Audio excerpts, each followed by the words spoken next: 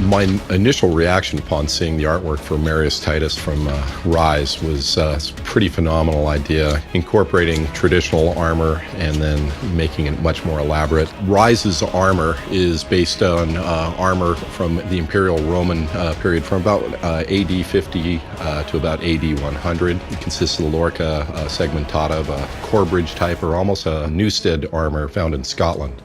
And then the helmet is an Imperial Gallic D helmet. We're making the armor predominantly out of steel. It's out of cold-rolled steel, doing a nice polished finish and actually electrochemically etching a decorative border. And a lot of the pieces of armor have embossing and fluting and stuff going on it. And most of it is covered with a rolled edge of brass just to give it a decorative two-tone effect. This shield is a square shield. It's based on a later period scutum, probably from about 100 AD from Imperial Rome. It's also been reduced in scale. It's only 33 inches long as opposed to about a 48-inch long one that a traditional shield would have. So it makes it lighter, more maneuverable. It's kind of derived from more of an Art Deco kind of feel with the angular lines. Here's a rough view of the eagle that's going on the inside that overlays the aluminum shield that has textured leather over the top of it.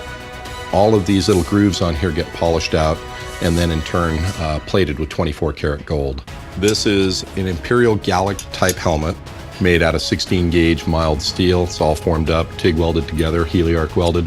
Here's the cheek pieces that have been polished up. This actually has a three-toned coloration. It's bands of black, bands of polished steel, and the brass. And then there's a crest, a bronze crest with all kinds of detail. It's kind of a Gothic arch motif, almost a Greek meander style. This is the Lorca segmentata or Lorca laminata, the articulated chest plate and shoulders.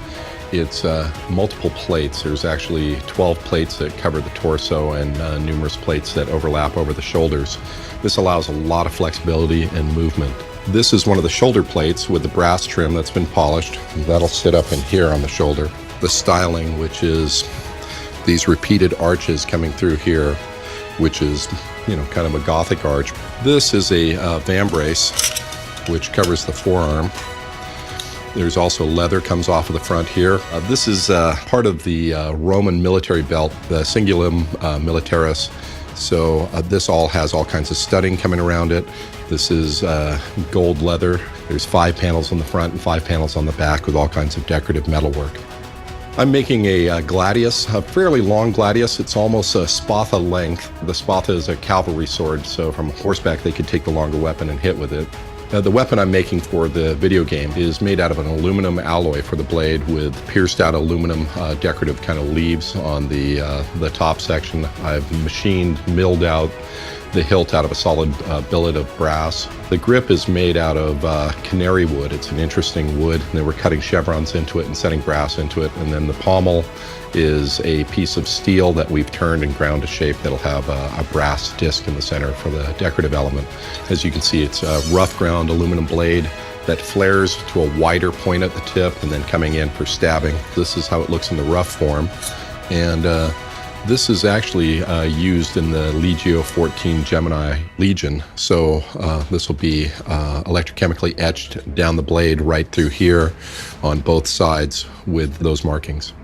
The gladius sword is based on a Manser Fulham type sword, which is an earlier period sword with a wider kind of flaring tip. Made that sword almost the same length as the shield to give them more range when they're stabbing.